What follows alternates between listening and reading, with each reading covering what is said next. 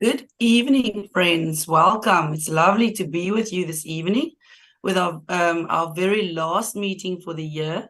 We've had three very successful meetings this year, but now I think tonight may be our biggest one yet, because with every meeting we've always had lots of questions about food allergies and eczema. And guess what? We have Dr. Candice Royal with us this evening, who's a pediatrician, but also an allergy specialist. So the fancy name for that is an allergist or an allergologist.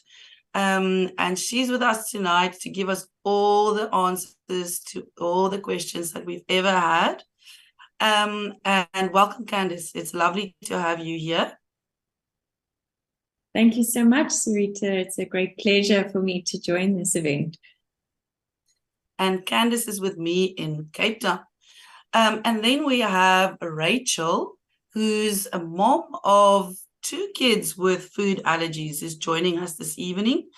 And Dr. Candice will introduce Rachel a little bit more in detail. But Rachel, it's an absolute pleasure to have you with us this evening. And I hope that you will be able to share your experience with all our other moms, dads, grannies, whoever may be the caregivers of these kids who suffer with eczema and with food allergies. Welcome, Rachel. Thank you. It's good to be here. And now it comes upon me to remind you, if you haven't posted your questions yet, we are waiting for your questions. We'll have time for Q&A later. And even if we don't have time for your questions during our Q&As, we'll try to get to everyone. If we don't get to that, then we will still address it after our meeting as well. And posted on Facebook and on YouTube to make sure that you have access to these answers as well, because it may be you may have this problem, but you may not be the only person who has this problem. So maybe there are other people who can also learn from your experience. And then very exciting, we also have this evening, we have a competition. So there's a wonderful book, Allergies, Food Allergies in a Nutshell. I love that one, from Professor Claudia Gray. That is, Professor Gray is one of our allergy specialists in South Africa as well, also in Cape Town. So if you have a food allergy, it seems that Cape Town is the place to be. She has her book on the Allergy Foundation of South Africa's website, where you can find a whole lot more information. But for a competition this evening, if you email your name, your surname, and the price of the book to, and you'll find the price, all these details, the price of the book you'll find on AFSA's shop. And it should come up now, the link below, that you know where to go. And it's, remember, on allergyfoundation.co.za is the website. And email to info@allergyfoundation.co.za. So it's your name, your surname, and the price of the book. If you can send that to that particular email, then we'll with a lucky draw system, we will decide who wins this book. So, and if you are not the lucky winner of the book, remember, it is there to be purchased if you want to learn a little bit more about food allergies and eczema, which is why we're here this evening. And so let's see, let's move on. So Candice, or shall I say Dr. Candice? I feel funny saying Candice, but Dr. Candice, would you take it away? And we're going to discuss now what eczema is, and you going to introduce Rachel a little bit further for us. Thank you so much, Sarita, and just a thank you to Sanofi as well for ensuring that we can have this event, and we really trust that it's going to be helpful to those of you out there who are caregivers or even patients with eczema and food allergies. And I'm also very, very grateful to Rachel for giving up her evening to be with us. And I think as someone, Rachel, who's a little bit further in your journey with eczema and food allergies, you're going to be just such a great asset to us this evening and helping us discuss some of the very important things around these conditions. So, Rachel, you're originally actually from the United States, and we met sort of 2 years into your journey with your son, Jonathan. Rachel actually has 2 kiddies with food allergies, so we're going to be discussing your daughter, Eleanor, as well a little bit later. But maybe you want to just walk us through that initial phases of Jonathan's infancy where he initially presented with eczema. Yeah. So it's a little hard to remember. He's 4.5 now, so it's been a little while. But when he was about 2 or 3 months old, he got what I was told was eczema all over his forehead. And I was just going to like some lactation classes. And they were like, oh, it's eczema, like try to cut out dairy. So I was like, okay, sure. And he was a little gassy. So I thought like, okay, win-win. Maybe he'll stop being gassy and the eczema will go away. And it did go away. He's never had eczema on his forehead since. So whether or not it was real eczema, I'm not really sure. It didn't really look like what I know eczema looks like now. But I would say we first really noticed his eczema around, I want to say 8 months old. So he only has it really on his legs. And it showed up on his feet first. And yeah, I had no idea what to do with it. I was just like, oh, I'll moisturize. The end. Yeah. Yeah. And how has your thinking around eczema changed as Jonathan's sort of grown up? Yeah, it's been complicated figuring out what some of maybe the triggers are or how to really treat it. I mean, for several years, I had no idea what to do. I think this was when we were in the States, we were just given a steroid cream and told, oh, if he's scratching, put the steroid on. And it like never took it away. I don't know what it was. It might have been like something really weak. I'm not quite sure anymore. But yeah, as he's gotten a little bit older, it, started showing up in other areas of his legs, predominantly like behind his knees. And yeah, I think with time, we've really learned some like tricks that help us manage it. We've learned, how to make him more comfortable. And I think we're in a really good place of knowing what to do when there's a flare up. How to hopefully minimize or prevent flare-ups in general. And like the last several months, it hasn't even really been too much of a problem. I mean, it's definitely still there. It hasn't gone away. But the amount of like itching and discomfort seems to be more at a constant low level. So yeah. So I think that's a great starting point for our discussion this evening, is to actually think about what really is eczema, because kids get rashes, right? And when is it actually eczema, and what is the cause of eczema, and how do we manage it? It's just really so important to understand, because as we've said, it's a journey. So Sarita, I know you will also talk about our favorite model of understanding eczema is to think of your skin as a barrier between your body and the external environment. So if we think of our skin as our sort of brick wall, we know that we've got skin cells, which are like our little bricks. And then to have an effective barrier, our wall needs to have good cement, and it needs to have a layer of plaster over it, which is the oily layer of the skin, for the wall to be an effective barrier. And when you've got eczema, so really the underlying problem, it's a genetic condition. And you've got a bit of dysfunction in that barrier. So you don't necessarily have good cement between your bricks. You don't have that nice oily layer that keeps the moisture in. And then it's very easy for the irritants and the allergens. Sarita loves to say, it's hard for the good stuff to say, and it's easy for the bad stuff to get in. So that's the underlying problem when you have eczema. You have a barrier dysfunction in your skin, so your skin easily becomes dry, and it's easy for inflammation to develop, and then that gets really itchy, and then you scratch, and you worsen the barrier dysfunction. Am I right, Sarita? Would you like to add anything to that? Yes, no, for sure. I must say, Candice, I found it's quite challenging when often when I tell patients, when I tell parents, sorry, I have a little bit of a cold.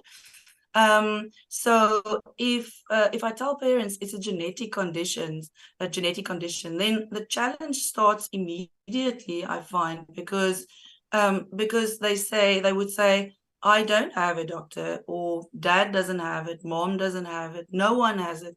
But sometimes, it's you don't have to have this specific, you don't have to have eczema itself in the family. You may have hay fever, sinusitis, so allergic conjunctivitis, so eyes that itch when the seasons change. Even that can be a clue to the genetic background. So yes, indeed, it's a genetic predisposition that we have, yes, for a very dry skin on the one hand, Candice, but also the other thing is a bit of an overactive, so a hyperactive immune system. So what I've now actually I've as time goes by, you become more and more aware of this as a doctor, that if you don't treat the inflammation underneath the skin, then the dryness will not get better. But you also need to treat the dryness to get the inflammation better. So it's a question of, as we said, as I like to say as well, is staying away from the bad stuff and doing the good stuff. And sometimes, if that skin is red and angry, then you have to put out the fire with some strong stuff. And that's where your doctor comes in with prescription medications, for example. But the dry skin, there are various ways that we can address that, Candice, where the first thing, of course, is to make sure that you don't use soaps that foam. Sorry. And to make sure that you moisturize with good products. Doesn't have to be expensive products, but good products that doesn't contain perfumes, doesn't contain preservatives, doesn't contain colorants as well. And then if you think you've done enough, then you need to do a little bit more. You actually need to moisturize, if their skins are bad, probably about 3 to 4 times a day, which is a lot. It's a lot for parents who are working, not able to apply the moisturizers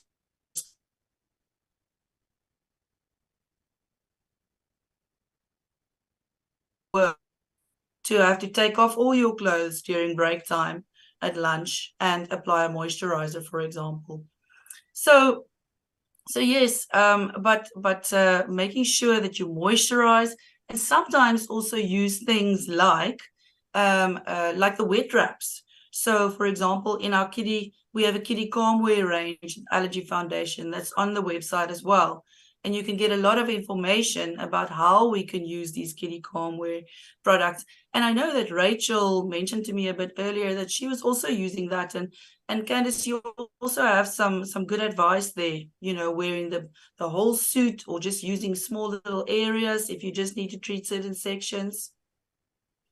Yeah, so I just actually wanted to touch on a few things from our discussion, and thank you for that contribution. So I think the first thing to say is that eczema is also an evolving disease. So when it starts in infancy, it tends to be more widespread, affecting the whole body. It can be quite the angry, sort of red, really itchy, oozy, wet eczema. And then as your child gets older, it tends to become more limited to the joints, the insides of your elbows, the back of your knees, your hands. I know Jonathan at the moment often struggles with his ankles. So it becomes a little bit more of a targeted condition. And that's when, like we were discussing with Rachel, where she actually wet wraps specific areas, not the whole body. For Jonathan at the moment, that can be a really great way of managing. It's also a bit of a ray of hope for caregivers of little babies with diffuse widespread eczema.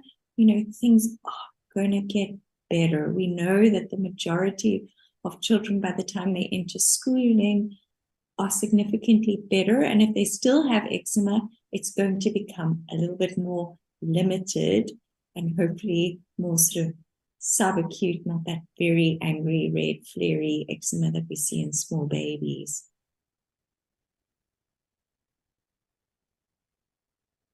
But yes, indeed.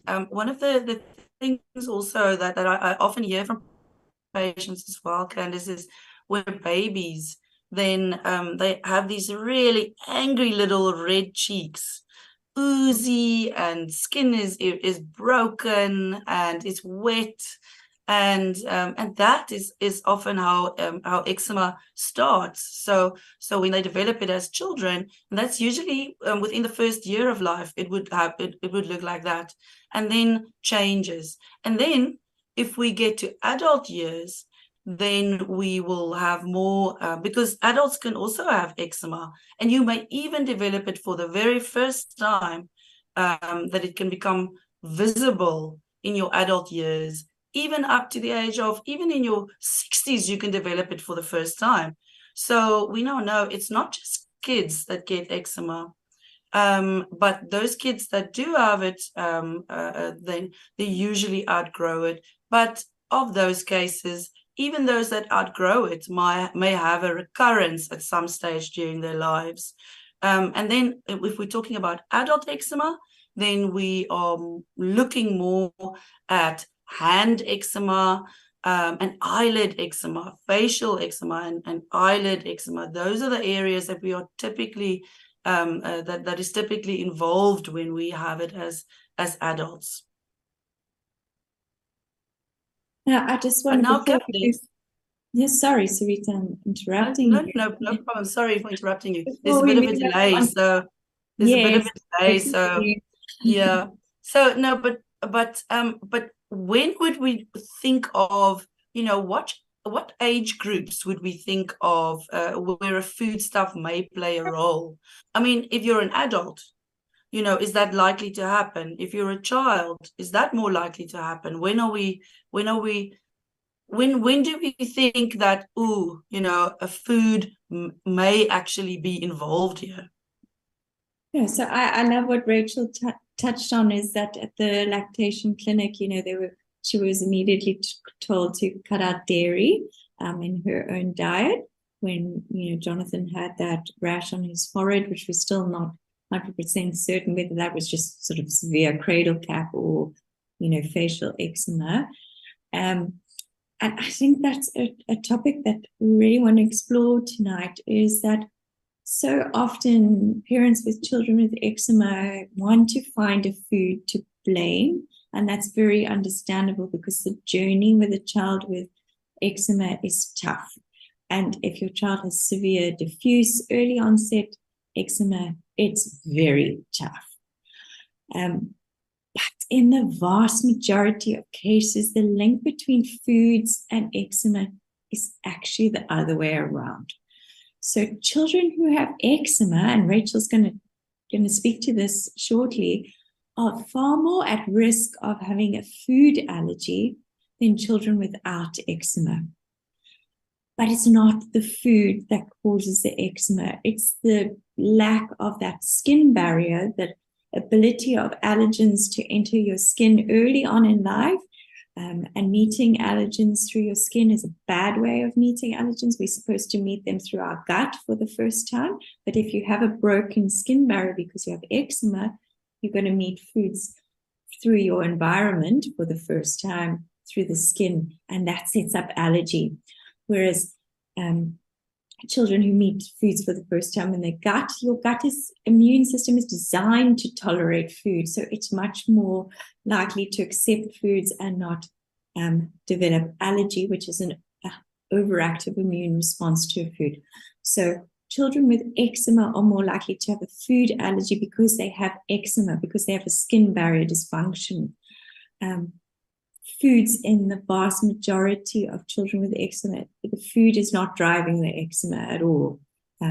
So we don't ordinarily look for foods as a cause of eczema, but we look for food allergy because we know the children are vulnerable to it. I hope that makes sense. Maybe, Rachel, you want to tell us how you stumbled onto Jonathan's food allergies? Yeah.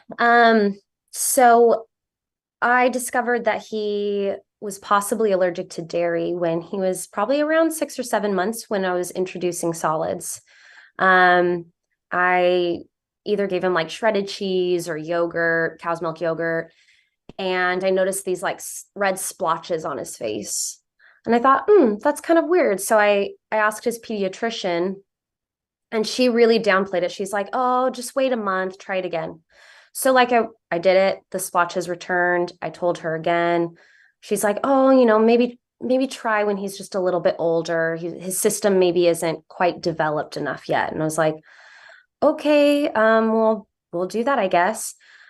But it never went away, the splotches. Every time I tried giving him dairy, he would get, splotches. And that's what it just started out as, just these red spots. Not quite hives, just splotches. And then I think the first time we ever really had a scary reaction was when we tried feeding him egg for the first time. And he didn't actually even ingest any eggs. He just had it on his hands and on his face, and everywhere that the egg touched, he broke out in like horrible hives, like swollen hives. And then it started to affect his breathing. And I should probably clarify, Jonathan is allergic to dairy, eggs, and used to be tree nuts. And so at that point, I think he's about 8 or 9 months old. And obviously I have a pediatrician who isn't really listening to me. And this is back in the States. We weren't here in South Africa yet. And so I just didn't give him those foods. And I didn't really think like, oh, maybe he's allergic to other foods. I didn't know anybody with food allergies, anybody who had kids with food allergies. So I didn't know what other allergens existed really out there other than like gluten. And so as we, go on feeding our child, our baby, different foods, we're trying like pancake mixes that have dairy in them. And that's when we discovered like, oh, he seems to be actually more allergic to dairy than just splotches. That's when he started breaking out in hives. And then his breathing would get affected. And I really had to fight the pediatrician to refer us to an allergist. They said it isn't really an emergency, so you're probably not going to have it covered by insurance. The system in the States is a lot different than here. And I had to fight for it. And we saw an allergist when he was a little over almost 2 years old, I think. And that was where it was confirmed, yes, allergic to dairy, allergic to egg, also allergic to some tree nuts as well. Am I answering too much of the question now? Do you want me to stop? Tell us the story. It's great. Okay. And yeah, and he prescribed an antihistamine, and I asked, well, does he need an EpiPen? And the allergist was like, it's not really severe enough for that. Like, I don't think you need it. And I was like, okay, cool. We just give him this antihistamine when he's having a reaction. And the doctor was like, maybe in a year, see if he can tolerate baked dairy or baked egg. And I was like, okay, cool. So then fast forward, we move here, and I think we had been living here about 6 months, and we tried goat's milk yogurt because I had heard sometimes people with dairy allergies can handle goat's milk. And he had a full-blown anaphylactic reaction where we had to rush him to the hospital. Truly traumatizing experience. One of those times where you're not quite sure if your kid is going to be okay. And that's when I was like, that's it. I need to find an allergist because this was not an okay experience. And that's when I then met Dr. Royal. Yeah. Thanks, Rachel. Yeah. So I think there's so many points to talk about, but we'll obviously be directed by the questions later. But I think what's good to point out here is Jonathan was experiencing immediate type food allergies. So because of his eczema, we know he was more at risk actually of having those food allergies anyway. So ideally, in kids with early onset eczema, before one starts complementary foods, it's good to test actually for those ideally those big six allergens. So the allergies that are food allergies that are most common in children with eczema are egg and peanut allergy. But the big six that we talk about is cow's milk, soy, peanut, egg, wheat, and fish. So in my practice, if I'm worried that a child may be more vulnerable to food allergies, prior to actually introducing those foods, we test so that we're sure we can introduce in a safe fashion, because unfortunately, those immediate type food allergies are quite unpredictable. And, to dismiss things as mild is not wise, because one never knows. Even if your child has accidentally had cow's milk a few times and just had a bit of a rash, not even hives, doesn't mean that the next time you introduce, as we saw with Jonathan, that can't be anaphylaxis. Okay, so the immediate type food allergies that Jonathan experiences are quite easy to diagnose, because I eat the food, I get the symptoms, and those symptoms are typically a rash, hives, maybe some swelling, that can actually be multi-systemic, so affect your breathing, affects your cardiovascular system, and so on and so forth. They can be potentially life-threatening, so one has to take them very seriously. In terms of the management, I think that's also the next thing to say, is that we never just send you on your way and say that's the diagnosis, because we know these things evolve. And I think that's when we can talk about the next part of our journey together, is that we've seen that these allergies change. So actually, we often need to test children sort of every 6 months for the first 2 to 5 years, and then even yearly. And then obviously, when we think the food allergy becomes more permanent, then that testing becomes less regular. Just in terms of prognosis, because people often want to know about that. So Jonathan is still egg and milk allergic, and we're going to hear about that a bit more. But those are the food allergies that are typically outgrown, whereas the peanut, tree nut, fish, that tends to be more lifelong allergies, so only about 20% of kiddies outgrow. But let's hear the good news about Jonathan's story.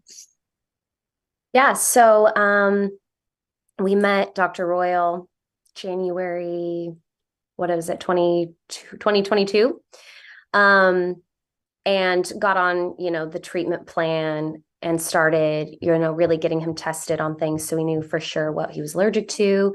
Got him on like food. We started doing food challenges, which we'll talk about more later. But this last January, we went in for just like regular testing. I think maybe we were doing a food challenge as well. And we did the skin prick for a few nuts, and we noticed that he didn't react. And I remember Dr. Royal's face. She looked at me and she's like, that looks really good. And I was like, that does look really good. Like, for the first time ever, his skin, the pricks didn't like react to the tree nuts. And so we scheduled a food challenge, I think a couple weeks later, and I watched my son eat cashews for the first time. Well, first time without having a reaction. He ate walnuts. He ate like the chocolate hazelnut spread.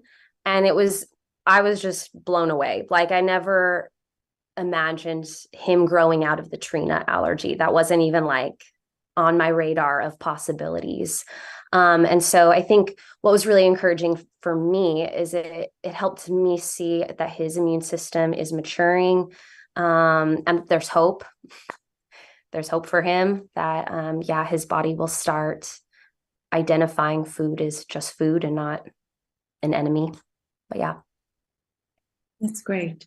And we're still on a bit of a journey with his egg and his milk, but the good news is that he can eat it in the baked form, which most children actually with an egg and a milk allergy can ingest it in the baked form, because as you cook, that protein actually denatures, changes its shape. So your immune system doesn't recognize it as milk or egg, and then doesn't have that abnormal response, which is really great.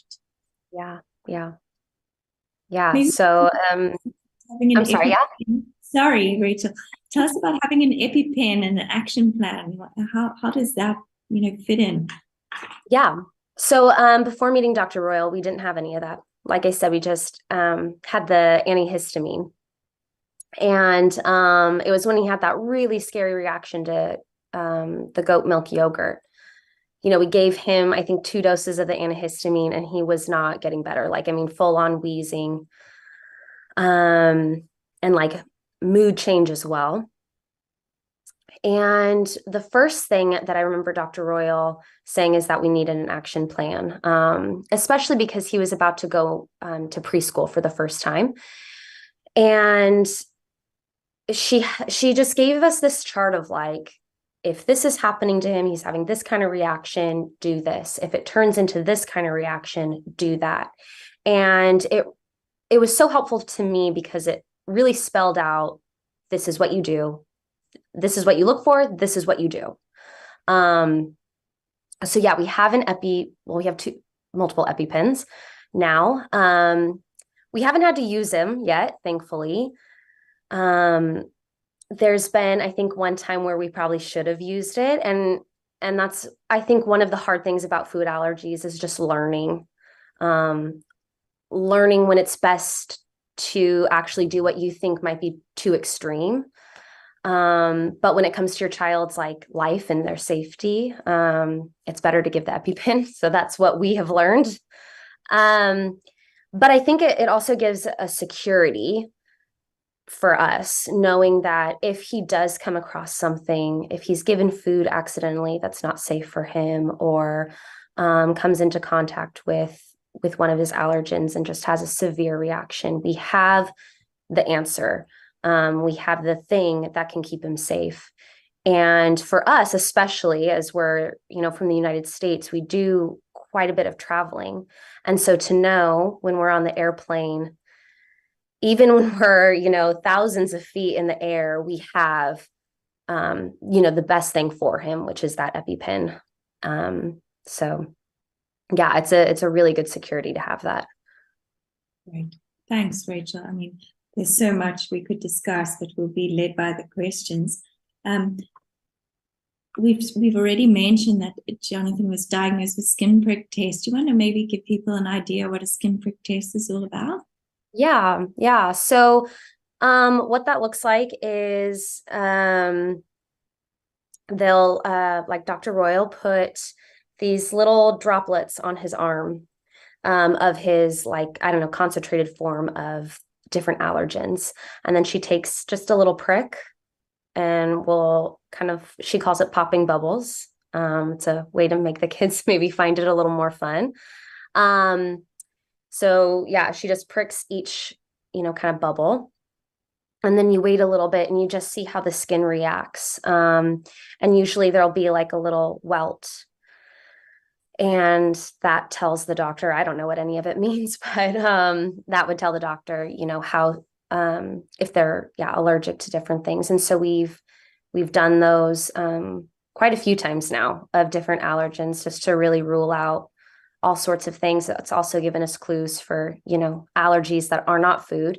But yeah, it's become, unfortunately for Jonathan, quite normal. He doesn't cry, doesn't fuss. He just sits there and, chats away while she does the whole thing on his arm. So.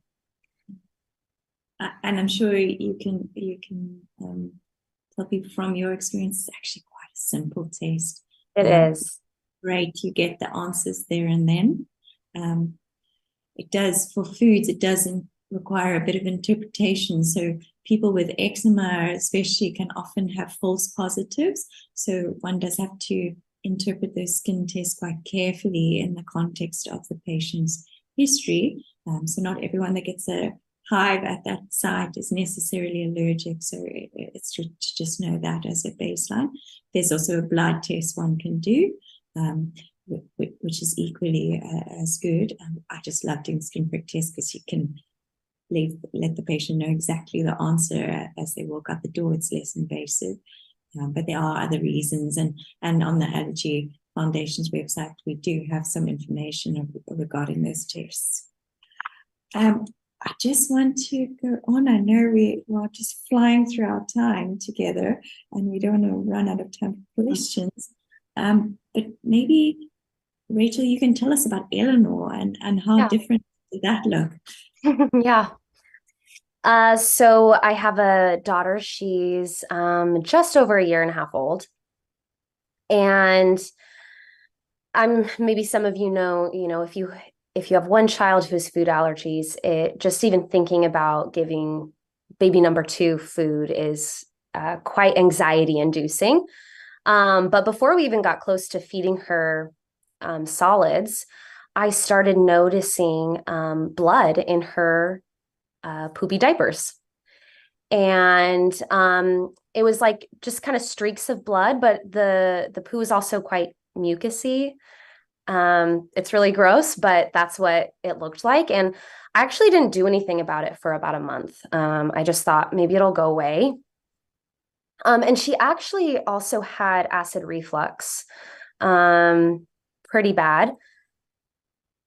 So yeah, about a month into just this blood like never going away, I got in touch with Dr. Royal and I said, this is what's going on. Can you help shed a little bit of light on, what the problem might be? And so I had already cut out dairy to try to help the reflux. So we determined to cut out soy as well to see if that helped alleviate the problem. And it seemed to help a little bit at first, but then the blood and the mucus came back into her stool. And then the next food that I had to cut out was gluten. So this was all out of my diet because I was exclusively breastfeeding. And once I cut out the gluten, the blood stopped and her acid reflux actually died down. I would say completely. She actually started sleeping through the night. It was really wonderful. But yeah, so I had cut out dairy, soy, and gluten from my diet. And we just chatted that as she got to probably about a year old, we could start introducing the foods back into my diet. And then eventually, if all went well, we could introduce those foods into her diet. And I think when she was about 14 months old, we had introduced all those foods and she didn't have any reactions. But something I forgot to mention was at about 5 months old, I think we did her own skin prick test to see, because she's at more of a risk of having food allergies because obviously her brother has it. And so that was really nice confirmation to know she didn't have any of the life or immediate life-threatening allergies that Jonathan did. Right. So I think that's a really important point to raise, is that there are multiple different types of food allergy, and we sort of group them into those immediate type that Jonathan has. You eat the food, within 2 hours, you experience a reaction which can range from just being limited to your skin to actually being multi-system, life-threatening, anaphylactic reactions. And then we've got this whole other group of food allergies that's so well known because it's not so obvious. And those we call the delayed type food allergies. And you can actually have both types, which is why we tested Eleanor before we introduced complementary foods, because we wanted to make sure she didn't also have immediate type food allergies and let Rachel introduce something that could be potentially life-threatening at home. And thankfully, she didn't have any of those. So the delayed type food allergies, as I said, are a whole group of different conditions. They mostly revolve around the gut. So they can manifest as colic or very severe reflux, or as Eleanor had, a proctocolitis. And proctocolitis just means inflammation of the lower end of your intestines. So that gives you mucus and blood in your stools because the gut is becoming very inflamed as part of the immune response to those foods. And the proctocolitis typically occurs in breastfeeding children, so they don't have to actually be ingesting the food directly. They can react to it through the breast milk, whereas in immediate type food allergies, it's actually quite uncommon for children to react to this food that they are allergic to in the breast milk. And I think, Rachel, you can vouch for that with Jonathan. You were having some of his foods in your diet and wasn't reacting to that. Whereas with Eleanor, it was actually when you were breastfeeding that she was having her reactions. Yeah. And those sort of delayed type food allergies, they're a little bit trickier to pick up because, number one, the skin prick and the blood tests don't test for those. They only test for the immediate types. So we did the testing to just make sure she didn't have immediate type, but there's no real test for a delayed type food allergy. One has to do an elimination diet to prove, and that diet, those dietary changes need to be made for about 2 to 3 weeks before one can say conclusively yes and no. And unfortunately with Eleanor, she was reacting to cow's milk, soy, and the gluten. So it was multiple foods. But the good news about those types of foods is food allergies is they are typically outgrown quite early in life. So it's a bit of a trial and error, but we try and introduce those foods. So FPI stands for food protein induced enterocolitis syndrome, which is an absolute mouthful. So we just go with FPIs. And that is a type of food allergy where you eat the food, and in about 2 to 6 hours, you can develop very severe vomiting as your symptoms, not rashiness, not breathing, but vomiting. And that can be potentially life-threatening. Babies can actually go into shock from that type of food allergy. And it has a very different treatment plan compared to the immediate type food allergy. So if you suspect any of those delayed type food allergies, it's really important that you get in touch with someone familiar with these less common types of food allergies so that you can get a diagnosis, you can get an action plan, and you can be equipped to reintroduce those foods later on in life. Okay, so I think we talked a lot about the things on my list. Sarita, have I left anything out? Very, very likely. No, I think one of the important things here, Candice, that we can just mention before we go on to the questions and answers. We have so many questions and answers, or questions that we have to answer. But the one thing I think that is important is these elimination diets. So if you think your child has a food allergy, then don't just, be very careful in little kids from just withholding their foods, because they do need those nutrients to grow. So that is something that should be done by a specialist, really, under the supervision of a specialist. Because as I said, we can't just be going, putting, someone who doesn't have the training and is just desperate to try and get eczema better. We shouldn't, as parents or as caregivers, shouldn't be stopping foods to try and see if the eczema goes away, because in the vast majority of cases the eczema won't go away even if you do withhold some of those foods. The vast majority of cases will still need simple eczema treatment, so avoiding the bad stuff, doing the good stuff, and then sometimes medications such as topical steroids or any of those other products that your doctor will prescribe for you. But that's when someone like Dr. Candice comes in with her training, where she's able to guide you through those difficult decisions that need to be made. Candice, can I just ask before we continue? This is now a very silly question, but I'm hoping that I'm not the only one who doesn't know this. But a tree nut, is a peanut a tree nut? It's a great. Is a peanut? So okay. A peanut is a ground nut, so it's actually part of the legume family. So not everyone who is allergic to peanut will be allergic to tree nuts because they're actually different. So about a third of people who have a peanut allergy will be allergic to tree nuts. And then, as Rachel mentioned, Jonathan was allergic to some tree nuts and not all tree nuts, and that's often the case. So one can be peanut and cashew allergic, one can be peanut, cashew, walnut, pecan allergic, or one can be allergic to the entire class.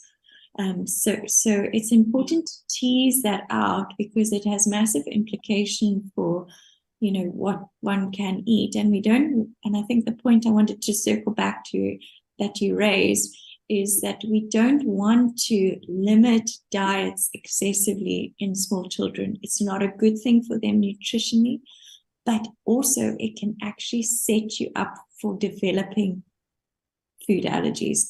So that's where the whole concept of early introduction comes into play. So we know that introducing the food allergies early, especially in high-risk groups, as long as we know it's safe to do so, is protective. So getting that food into the gut, remember the gut likes food, it's not going to develop allergy, is important because it protects you from developing food allergies. And unfortunately, what we see all too commonly is children with eczema are told to cut out the allergens, potentially unnecessarily. And because you then don't expose them through the gut, they get exposed through the skin, and they go on to actually developing the food allergy. And I think at that point, I just need to raise again what I said is these foods testing really need to be done by someone who understands food allergy, because you can have false positives, and it's important to tease that out, because if you have a so-called positive that's not a true positive and you cut the food from the kid's diet, you are potentially setting them up for developing a true food allergy, which they may never grow out of. So it's really important to tackle these things quite carefully. Thank you for that. So one of the questions that we had actually, sorry, forgive me that I'm not going to mention names now of those people who asked the questions, because I have so many that I don't know where along my list this question has ended up. Someone asked whether eczema is the same as atopic dermatitis. And that is actually an excellent question, because some doctors may speak to you about atopic dermatitis, or you read about atopic dermatitis, and then someone will say eczema. Now, and for simplicity's sake, we sometimes use the word eczema to refer to as the condition that's called atopic dermatitis. Atopic dermatitis is what we've actually been speaking about mostly. We have been everything that we discussed today was related to atopic dermatitis and food allergies, but we get various other forms of eczema. So contact eczema, that you're allergic to something that you touch, nickel, for example. So there are various other forms of eczema that we're not discussing today. But so for simplicity's sake, we usually just, between us, we would say eczema. So that's what we refer to. Then, Candice, there was a question also about whether eczema and asthma has anything to do with each other. I must say that's a massive question, but maybe you can just tell us yes or no. Yeah, so I'm not going to unpack that fully, but Rachel will attest to this. Allergic disorders like to hang out together. So we call them atopic disorders. Atopic just means the predisposition towards having an allergic condition. And as I said, they like to hang out together. So a child with eczema is more at risk of food allergy, is also more at risk of having respiratory allergies like hay fever, allergic rhinitis, or asthma. But you can also get those conditions in isolation of one another as well. So yes, they like to hang out, but you can find them independently too. Yes. And then what do you say that we have a question here from one of the audience members that said that initially her child had food allergies and eczema, and then now the child is 13, and now the doctor is saying that the food allergies has nothing to do with the eczema anymore. But it's now a different doctor and that. So I mean, we have been saying that yes, these are or the vast majority of cases they do outgrow it. Isn't that, Candice? That's what we said. Yeah, so I think outgrow food allergies. So the point to make is that many food allergies are outgrown, but not all, especially peanut, tree nut, fish, shellfish. Those tend to be the lifelong allergies. So those, if you're 13 and you still react to egg, that's probably going to be a lifelong problem, unfortunately. You're just one of the unlucky ones. But I think the point to make is, at this point, you can see the eczema and the food allergy as independent. You see them as like siblings. They're independent of each other, but they're there because they're part of the family. So because your son had eczema, it was more likely to develop food allergy, but the foods are not driving the eczema. I'm sure those foods have been completely excluded. They're not the cause of the eczema as such. The eczema is that ongoing skin barrier dysfunction problem. So we've had quite a few questions of people saying that they are using they are using for their children's eczema, they are using the moisturizers, and they're staying away from the bad things like soaps that foam, for example. And they're using soap substitutes like emulsifying bases, for example. And then sometimes they are using topical steroids, but the eczema is just not going away. Now, I think when we get to that, Candice, I mean, obviously you can jump in anytime, but from my perspective as a dermatologist, that's when your child needs something more. Maybe your child, maybe at that stage, or child or adult, maybe if your topical steroid, so if your steroid cream is not doing the trick anymore, then it is important to see your doctor, because maybe you need more of the treatment. So I'm sorry, I'm not saying this right. Maybe you need a change in medication, such as methotrexate, such as cyclosporin, or some of the newer medications, like dupilumab, for example, or upadacitinib. So there are various other medications that we can use for eczema, and we don't want kids or adults, for that matter, to be on cortisone creams just constantly.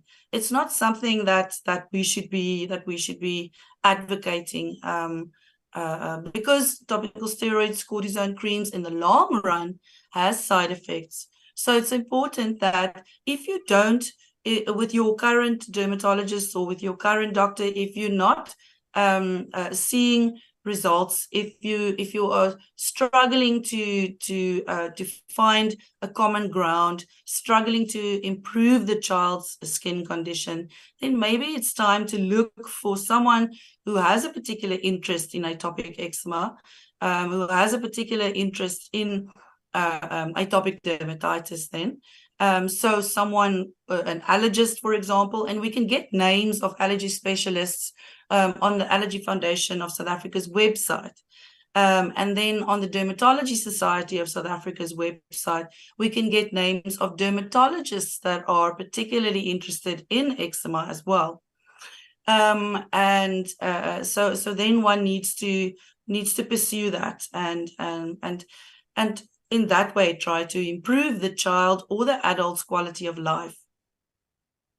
Yeah, I think that's an excellent point, Sarita. I mean, we've talked about eczema as the itch that rashes. So remember, by the time you get rash, you're actually quite far along in the process. It's really itchy. Some of these kids have unbearable quality of life. And I think the point I just want to add is so to know that there are other therapies out there, not just topical therapies, really good therapies. So don't accept suboptimal control. But also don't be afraid of the topical therapies as well, because having uncontrolled eczema is extremely damaging to your skin. It has huge impact on all aspects of life. So embrace the topical therapies, do them well. But if you fail, there are other steps that can be taken. I've just seen one question that I'd like to quickly answer, because I think it's a great one that I ask often, is if a parent has a specific food allergy, is your child then at risk for having the same food allergy? So not necessarily, but having a family history of a food allergy is a risk factor for developing a food allergy or for developing other allergic disorders like eczema or asthma or allergic rhinitis, but it's not necessarily exactly the same food that you'll be allergic to.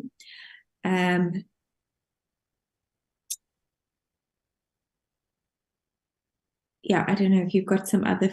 There's so many questions. I know there's so many. Candice, who are the babies? Because now, say now you have your little baby is now being breastfed, and now you are deciding that now is the time to go on to solid foods. Who are the kids that need to be seen by a specialist such as yourself, an allergy specialist, you start introducing solid foods?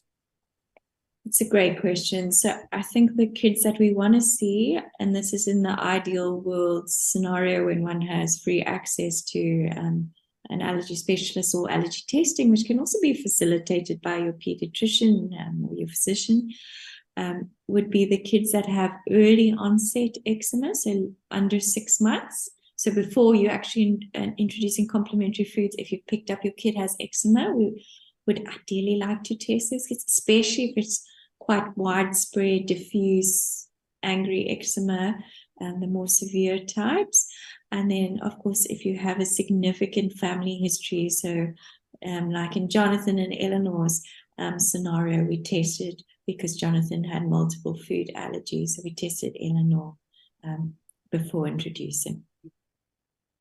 And also those, Candice, I'd like to add, maybe those who had what Rachel said, what Eleanor presented with, bloated tummy, very flatulent, diarrhea, runny stools, blood in the stools, vomiting all the time.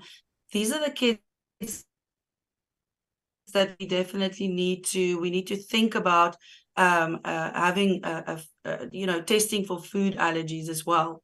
There's one question that I think I'm going to mention it just very shortly, and it's about homeopathy. Sorry, my Afrikaans is just in my way now.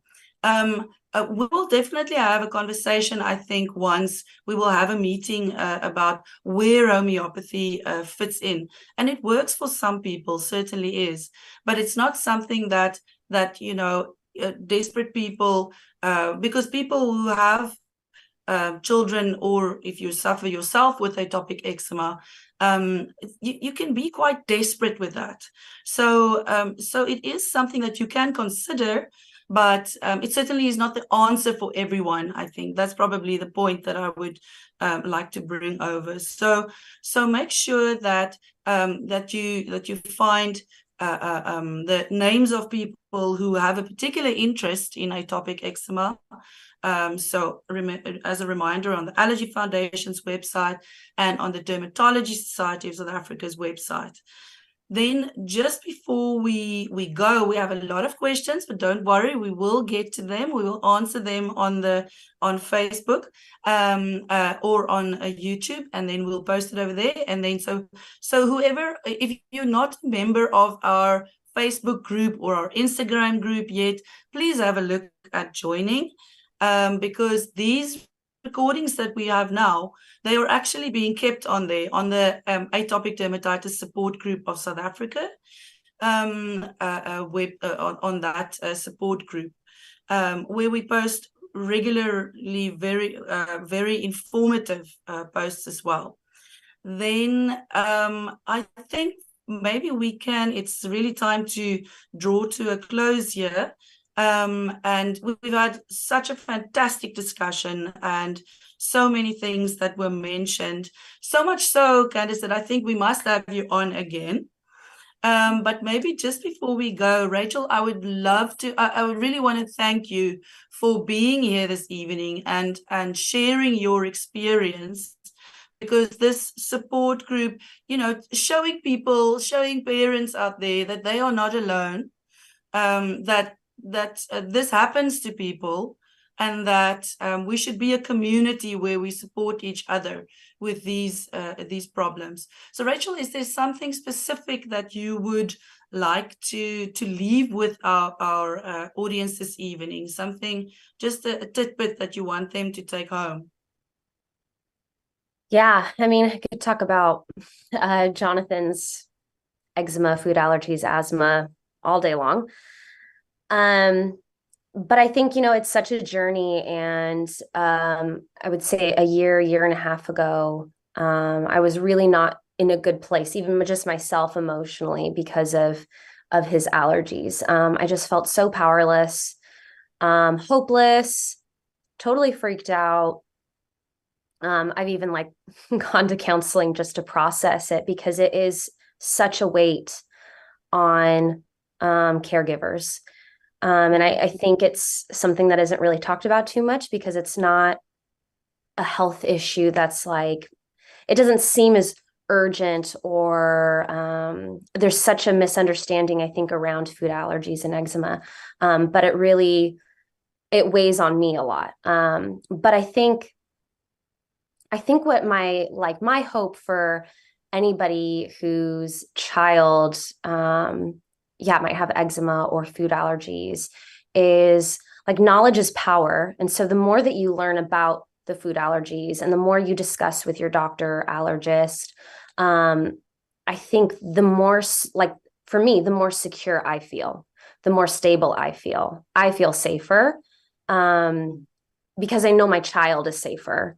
And I have all the tools that I need to really take care of him and watch out for him. And also, I can empower other people who watch him to be able to take care of him. So I can send him to school and feel secure that he's taken care of. When he first started school, I had my phone constantly in my hand.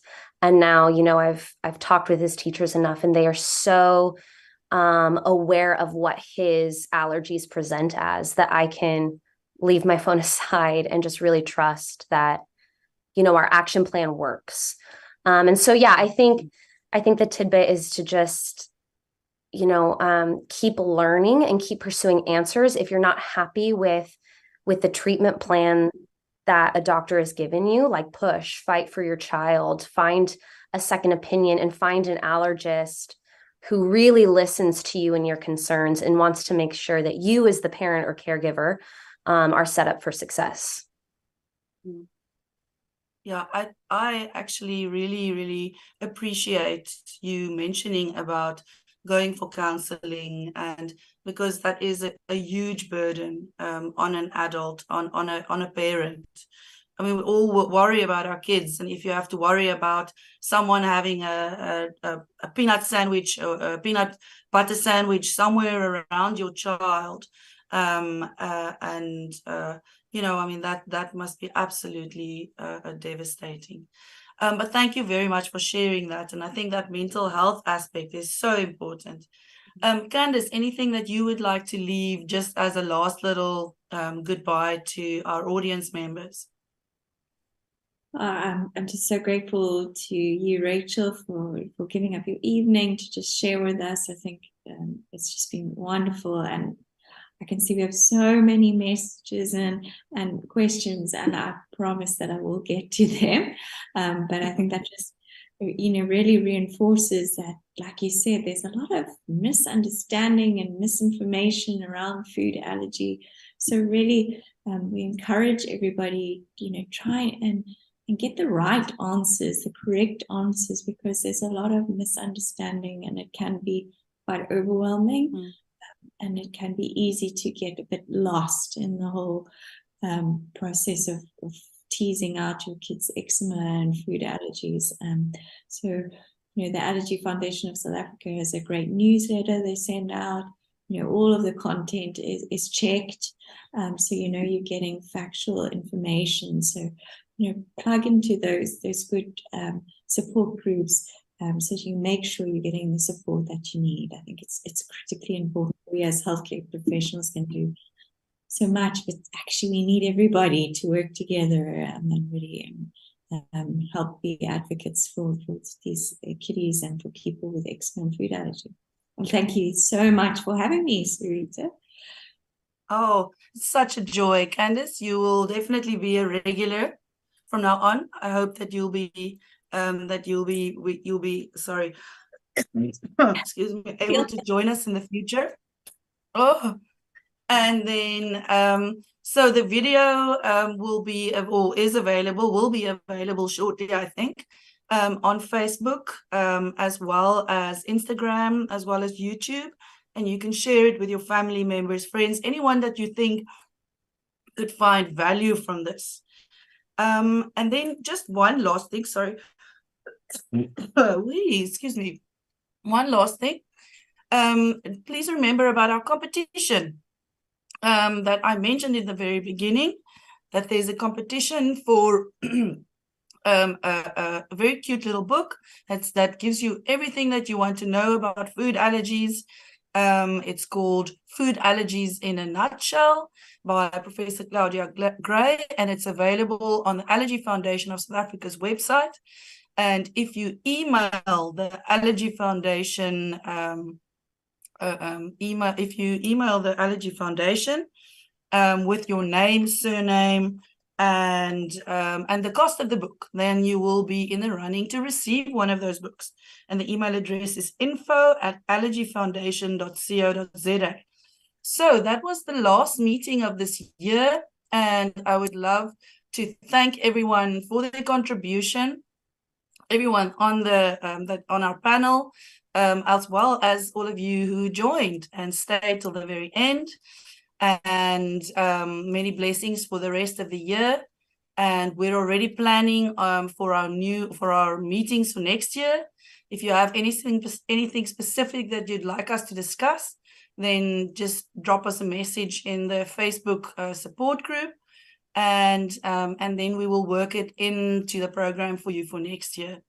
And yeah, that just leaves me to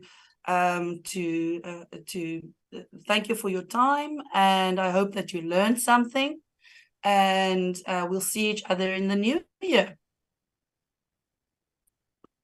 Thanks so much, Sarita, and thank you for everyone who listened. Gave some good information, and please, if you still want to ask questions, they will be answered. So post those questions, we'll get to them. Yeah.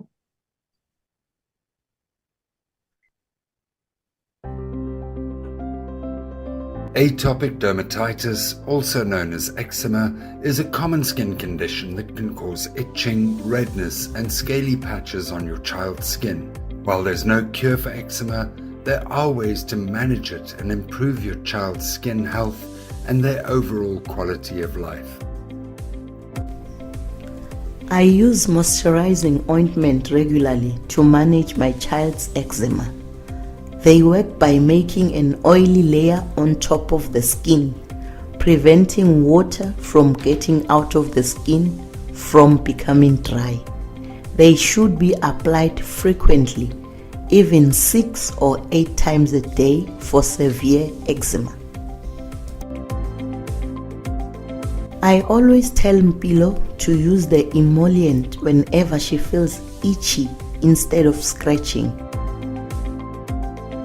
After a bath or swimming, I dry the skin gently by patting it, and then put the emollient on as soon as possible. I use a thick layer and smooth it on gently from the top of the body towards the bottom. SBR instantly hydrates the skin and replaces skin-identical lipids. SBR effectively reduces symptoms within 7 days. With daily use, SBR reduces the need for topical steroids for up to 12 months. To avoid contamination, it is always better to use a nozzle or to squeeze from a tube. If this is not available, use a utensil and replace the lid as quickly as possible. Aqueous cream may be used instead of soap, but it should not be used as a moisturizer because it may irritate the skin. When my child's eczema is bad, I use a corticosteroid cream or ointment directly on the bad patches. They reduce the inflammation and quickly make her skin smoother and less red and swollen. I use a steroid for the fast effect and quick itch relief from day one. During a flare, the skin is being damaged by the eczema and the steroid ointment will prevent that damage. Once a flare is under control, a lower strength ointment should be used and then slowly reduced until it can be stopped and just the emollient continued. Emollients must be continued at the same time as steroid ointments are used. Use the steroid ointment directly on the skin and cover it with a layer of the emollient. Mpilo's eczema used to come back very frequently. Then my doctor gave me a different ointment to use once she's better. I put it twice a week where the bad places are to stop the eczema from coming back and to prevent us from having to use more steroids. When Mpilo's skin is really bad, I use wet wraps. I put the ointment on, then cover it with a wet layer of bandages or clothes and then her normal pajamas afterwards. When Mpilo uses wet wraps, she sleeps well and the skin gets better quickly. The next morning her skin is smoother and less dry and itchy, and I find we even use less of steroids. The Allergy Foundation sells a special range of clothing called Kiddie Calmwear to make wet wrapping easier and more effective. It's important to identify and avoid triggers that can worsen your child's symptoms. Common triggers include harsh soaps, certain fabrics, fabric softeners, hot showers, and overheating. Work closely with your healthcare provider to develop a treatment plan that's right for your child. Managing your itchiness means you need a plan that includes medicines, avoiding certain things, and using emollients regularly. Mpilo's action plan tells me how often to use emollients and what steroids and other ointments I should use.